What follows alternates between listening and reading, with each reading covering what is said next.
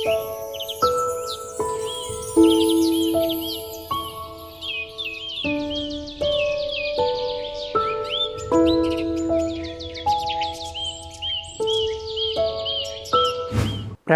నమస్కారం అండి.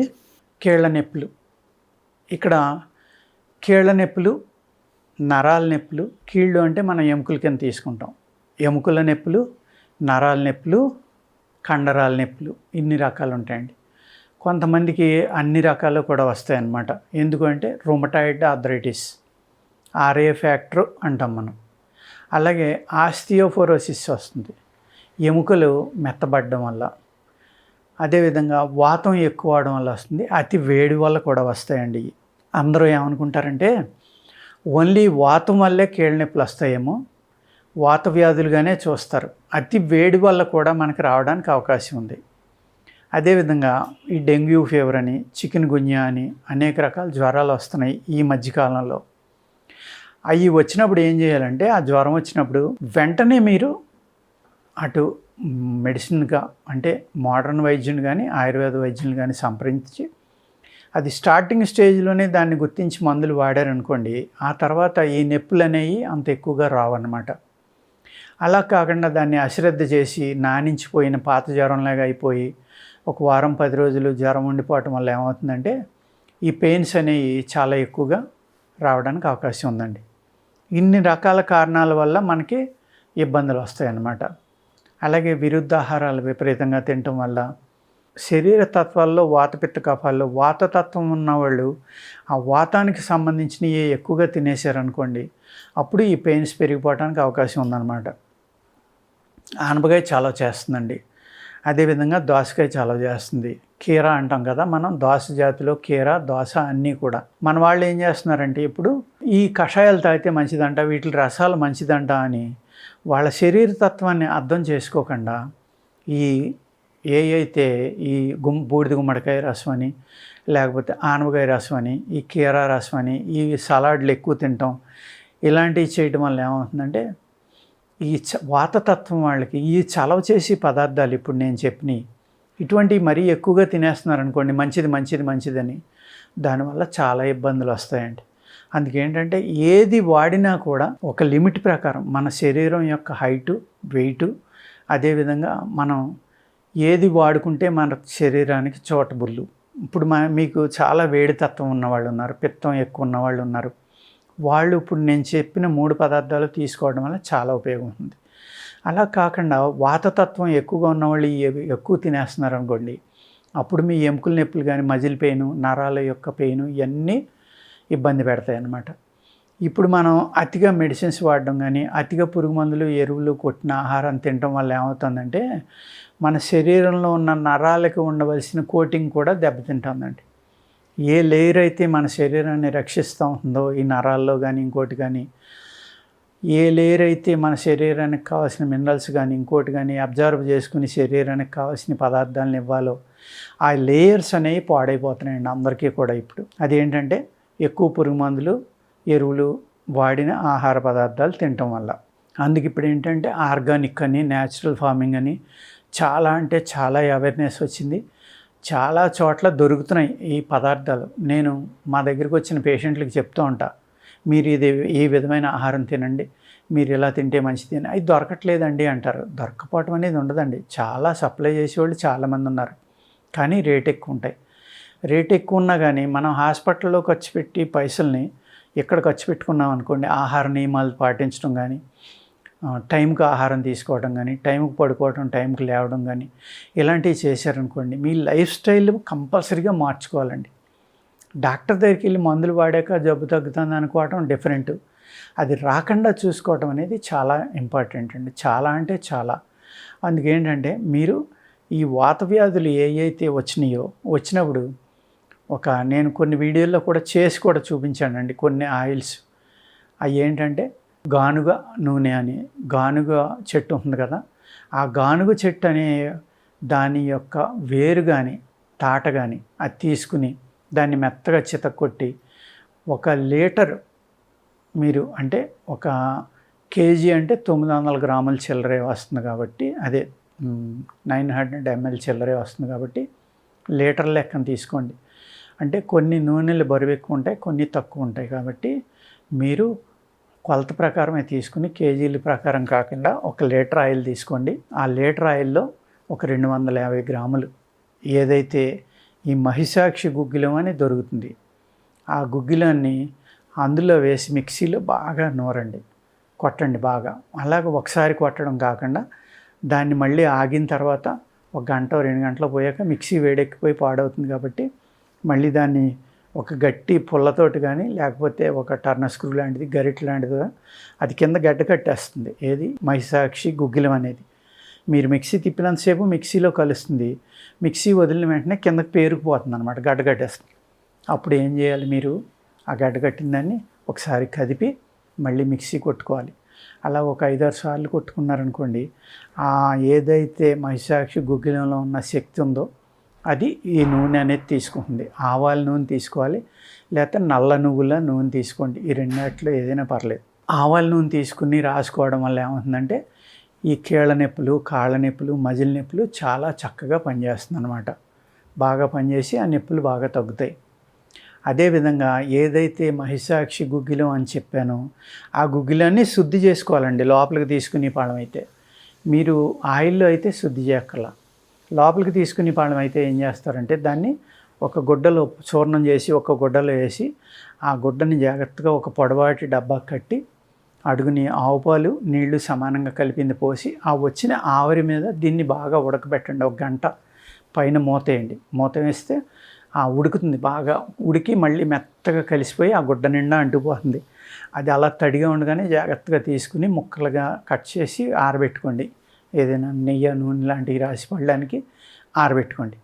అలా కాకుండా ఆ గుడ్డలో వదిలేశారనుకోండి, అది బీసిపోయిన తర్వాత ఓడదు, గుడ్డని పట్టుకుని గుడ్డ చిరిగిపోతుంది కదా, అంత బాగా అది గడ్డకట్టేస్తుంది అనమాట. అందుకు దాన్ని ముక్కలు చేసుకుని ఎండలో ఎండబెట్టుకుని చూర్ణం చేసుకుని ఆ చూర్ణంలో మీరు ఈ గానుగ గింజలు కలుపుకోవచ్చు. గానుగ గింజలు కూడా వాతాన్ని చాలా బాగా పనిచేస్తాయండి.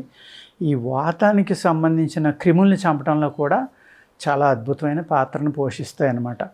ఈ మహిషాక్షి గుగ్గిలం అనేది వాతాన్ని తగ్గించడానికి, నొప్పుల్ని తగ్గించడంలో చాలా అద్భుతంగా పనిచేస్తుంది.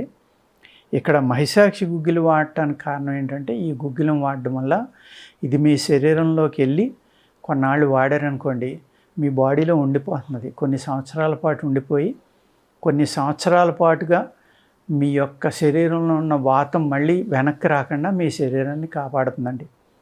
అట్ ద సేమ్ టైము మీ నరాల్లో ఉన్న బ్లాకేజ్ని కూడా క్లీన్ చేయడానికి ఇది చాలా బాగా పనిచేస్తుంది గుగ్గిలం అనేది. మహిషాక్షి గుగ్గిలం, గుగ్గిలంలో చాలా రకాలు ఉంటాయండి. రత్నపురి గుగ్గిలం అంటారు, మహిషాక్షి గుగ్గిలం అంటారు, పుట్ట గుగ్గిలం అంటారు, తెల్ల గుగ్గిలం అంటారు. ఇలా అనేక రకాలు ఉంటాయి అన్నమాట. అంచేత గుగ్గిలాలన్నీ ఒకటి కాదు. చాలామంది గుగ్గిలం నొప్పులు తగ్గుతుంది, గుగ్గిలం నొప్పులు తగ్గుతుంది అని తెలిసి తెలియకుండా ఏ గుగ్గిలం పడితే ఆ గుగ్గిలాన్ని తీసుకుని వాడారనుకోండి, రత్నపురి గుగ్గిలం అయితే రక్తంలో ఉన్న మీ చెడుని ప్రభావాన్ని కానీ రక్తం ద్వారా వచ్చిన వాత వ్యాధులను తగ్గించడానికి అది పనిచేస్తుందండి. అదేవిధంగా అన్ని వాతాల మీద ఎక్కువగా పనిచేసేది మహిషాక్షి గుగ్గిలం. రక్తశుద్ధికి పనిచేస్తుంది, వాత వ్యాధులు ఎక్కువ వాత వ్యాధులను తగ్గించడంలో ఇది బాగా పనిచేస్తుందండి. దీంట్లో ఏదైతే నేను మహిషాక్షి గుగ్గిలం అని చెప్పానో ఆ గుగ్గిలంలో మీరు ఏదైతే గానుగ గింజలు ఉన్నాయో వాటిని శుద్ధి చేయవలసిన పని లేదు. గానుగ గింజల చూర్ణము ఇది సమంగా కలుపుకోండి. లేకపోతే శిలాజిత్ ఉంటుంది. శిలాజిత్ అంటే ఇప్పుడు కరోనా వచ్చి వెళ్ళాక ఇమ్యూనిటీ పెంచుతుందని విపరీతంగా వాడుతున్నారండి. ఆ శిలాజిత్ని దీంట్లో 100 గ్రాములకి ఒక 5 గ్రాములు కలుపుకోండి. ఈ గుగ్గిలంలో కలుపుకుని మీరు చిన్న శనగలంత మాత్రలు కట్టుకుని వేడి పాలతోటి ఉదయం సాయంత్రం వాడుకోండి. కీళ్ళ నొప్పుల మీద అద్భుతంగా పనిచేస్తుంది ఈ మందు, చాలా బాగా పనిచేస్తుంది అన్నమాట. అర్థమైంది కదండి, గుగ్గిలాన్ని ఎలా శుద్ధి చేసుకోవాలో అర్థమైంది మీకు. అలాగే మా దగ్గర వాతం మీద అనేక రకాలు ఉంటాయన్నమాట. ఆటో ఇమ్యూన్ని మళ్ళీ మనం తగ్గించాలి అంటే అక్కడ ఏం చేయాలంటే కొంచెం ముషిని లాంటివి కలుపుకుంటే బాగా పనిచేస్తాయండి, ఉమ్మెత్త ముషిని. కానీ అది మీరు సరైన వైద్యుడి సహకారం లేకుండా మీరు కలిపారంటే మట్టుకి ఈ 2 కూడా విష పదార్థాలు, ఉమ్మెత్త గింజలు. అది కూడా దానిని చాలా జాగ్రత్తగా శుద్ధి చేసి దానిని మాత్ర చేస్తే కనుక అద్భుతంగా వాత వ్యాధుల మీద పనిచేస్తుంది. అనేక రకాల ఆటో ఇమ్యూన్ ప్రాబ్లమ్స్ మీద పనిచేయాలి అంటే ముషిని, కానీ అది విష పదార్థం. అంచేత దాన్ని ఓన్లీ వైద్యుల పర్యవేక్షణలో కానీ అనుభవం ఉన్న వైద్యుల ద్వారా కానీ ఆయుష్ పర్మిషన్ దొరికితే తప్ప అటువంటి మందులు మీరు ప్రయోగాలు చేయొద్దు. అటువంటి జాగ్రత్తగా చూసుకునే వాడుకోవాలన్నమాట. వాడుకుంటే కనుక ఆటో ఇమ్యూన్ ప్రాబ్లమ్స్ని తగ్గించడానికి కూడా నేను చెప్పిన ఈ ఉమ్మెత్త ముష్ని అనేది పనిచేస్తుందండి. ఉమ్మెత్త సమూల రసం తీసుకుని మీరు అంటే వేరు, ఆకు, పువ్వులు, కాయ, కాడలు అన్నీ కూడా చిన్న చిన్న ముక్కలు కట్ చేసుకోండి. ఆదివారం తీసుకోండి. తీసుకుని దాన్ని చక్కగా నూరుకోండి. నూరిన తర్వాత గుడ్డలో వేసి పెడితే రసం వస్తుంది. ఆ రసం ఎంత ఉందో అంత ఆయిల్ కలుపుకోండి. మీరు నువ్వుల నూనె కానీ ఆవాల నూనె కానీ. పక్షవాతం వచ్చిన వాళ్ళకి ఆవాల నూనె కలపండి. మామూలు నొప్పులు ఉన్న వాళ్ళకి నువ్వుల నూనెలో కలుపుకోండి. కలుపుకుని సన్నటి సెగ మీద కాసుకుంటే ఈ ఉమ్మెత్త చెట్టు యొక్క రసం ఏదైతే ఉందో ఆ నూనెలో కలిసిపోతుంది అనమాట. దీంట్లో ఉన్న ప్రాపర్టీస్ అన్నీ ఆయిల్ తీసుకుంటుంది. ఈ రసం అంతా ఇంకిపోయి అప్పుడు ఓన్లీ ఆయిల్ మిగిలినప్పుడు తీసి జాగ్రత్తగా వడపోసుకుని ఆ ఆయిల్ కనుక మీరు నొప్పులు ఉన్న చోట రాసుకుంటే ఈ నొప్పులు తగ్గి మీకు వాత వ్యాధులు వచ్చిన ప్రారంభంలో అయితే పూర్తిగా తగ్గిపోతాయి. అంత బాగా ఈ ఆయిల్ అనేది పనిచేస్తుంది అనమాట. పైన రాసుకునే ఆయిలే కాబట్టి ఇది ప్రమాదం కాదు కాబట్టి జాగ్రత్తగా వాడుకోండి. కానీ ఇలాంటి ఆయిల్ పిల్లలకి దూరంగా చాలా జాగ్రత్తగా దాచుకోవాలన్నమాట. ఎందుకంటే ఈ ఆయిల్ కూడా మీకు ఇబ్బంది పెట్టచ్చు రేపొద్దున. విష పదార్థంతో చేసింది కదా. ఏ పిల్లలైనా తెలియక గమ్ముని నోట్లో పోసుకున్నా, ఇంకోటైనా పెద్దవాళ్ళు కానీ. అందుకు అది చాలా జాగ్రత్తగా రాసుకుని ఎట్టి పరిస్థితుల్లో దాన్ని తాగకుండా లోపలికి ఎట్టి పరిస్థితుల్లో ఇంటెక్గా తీసుకోకూడదు. పైనే రాసుకోవాలి. అలా రాసుకున్నారనుకోండి మీ అవయవాలకి శక్తి వస్తుంది. మళ్ళీ ఆవాల నూనెతో చేసిన ఈ రకమైన ఆయిల్ కనుక మీరు పక్షవాతంతో సన్నబడిన కాళ్ళు కానీ లేకపోతే స్పర్శ తగ్గిపోవటం కానీ చల్లబడిపోవటం కానీ అంటే ఆ చెయ్యి అవ్వచ్చు, ఆ కాలు అవ్వచ్చు, ఒక చెంప అవ్వచ్చు, ఒక పక్కన లాగుతుంది కదా పెదాలు పక్షవాతంలో కొంతమందికి. అటువంటి వాళ్ళకు కూడా ఈ ఆయిల్ జాగ్రత్తగా మర్దన చేసుకుంటే ఈ ఆవాల నూనెతో చేసిన ఆయిల్ ఎక్కువ స్పీడ్ కానీ ఎక్కువ ఒత్తిడితోటి పామారనుకోండి వేడొచ్చిన వెంటనే పామటం ఆపేయాలి. మీరు వేడొచ్చాక కూడా పామేశారంటే చర్మం నల్లబడిపోతుంది, తోలు ఊడిపోతుంది, పుండు పడుతుంది. ఇలాంటివి జరుగుతాయి కాబట్టి చాలా జాగ్రత్తగా ఆవ నూనెతో చేసిన ఈ మందులు చూసుకుని వాడుకోవాలన్నమాట. అర్థమైంది కదండి. మీరు పక్షవాతం కానీ ఎముకల నొప్పులకు కానీ చక్కగా లోపలికి ఒక మందు చెప్పాను, 2 రకాలైన ఆయిల్స్ బయట రాసుకోవడానికి చెప్పాను. ఈ వాడుకున్నారనుకోండి ఇంట్లోనే వాడుకుంటే అనేక రకాల నొప్పుల నుంచి ఇబ్బందుల నుంచి బయటపడటానికి ఆస్కారం ఉందండి. ఓకేనండి. బ్రహ్మాండమైన ఉపశమనం కలుగుతుంది వీటి వల్ల మీకు. అంటే పూర్తిగా తగ్గిపోతుందా? ఇంక మేము చాలామంది మాకు ఫోన్ చేసి అడుగుతూ ఉంటారు, గ్యారెంటీగా తగ్గిపోతుందండి, ఇది చేసుకోమన్నారు కదా, చేసుకుని వాడు. డెఫినెట్గా ఉపశమనం అనేది ఉంటుందండి. 100% తగ్గకపోయినా ఉపశమనం అనేది జరుగుతుంది అనమాట. మీకు తగ్గిన వాళ్ళు ఉంటారు, తగ్గని వాళ్ళు ఉంటారు. మీరు ఆ వాత వ్యాధులకి ఏవైతే నేను చెప్పిన చలవ పదార్థాలు ఉన్నాయో కీర, ఆనపకాయ, బూడిద గుమ్మడికాయలు ఇలాంటివి కంటిన్యూగా తాగేయటం, రసాలు, పెసరపప్పు అతిగా తినటం, స్ప్రౌట్స్ తింటారు. స్ప్రౌట్స్ పెసలు చాలా బలం కదా, నానబెట్టుకుని మొక్క కట్టుకుని తింటే మంచిదని తింటూ ఉంటారు. అప్పుడు ఏం చేయాలండి? ఈ స్ప్రౌట్స్ అనేదాన్ని మొక్క కట్టుకున్న తర్వాత మొక్కలు వచ్చిన తర్వాత దాన్ని కంపల్సరీగా ఉడకబెట్టుకుని కానీ వేపించుకుని కానీ తినండి. కొద్దిగా నెయ్యి లాంటిది వేసుకుని. ఒక రకమైన ఫంగస్ ఆ విత్తనం మీద తయారైనప్పుడే ఆ విత్తనం మొలక వస్తుంది. అందుకు మీరు పచ్చి తిన్నారనుకోండి ఆ ఫంగస్ మీ పొట్టలోకి వెళ్ళిపోతే గ్యాస్ట్రిక్ ప్రాబ్లమ్స్, కడుపు బ్లోటింగ్ రావడం, అల్సర్స్ రావడం, దానివల్ల అనేక సైడ్ ఎఫెక్ట్లు రావడం జరుగుతుంది. మీరు ఎందుకు తింటున్నారు? బలం కోసం, ఇమ్యూనిటీ పెరగడం కోసం. ఇలా తిన్నారనుకోండి పచ్చి, ఆ ఉన్నది కూడా పోవడానికి అవకాశం ఉంది. ఆ ఫంగస్ చంపకుండా మనం ఎట్టి పరిస్థితుల్లో నానబెట్టి మొలకలు కట్టుకుని పచ్చి తినటం ప్రమాదం అండి చాలా. అర్థమైంది కదండి.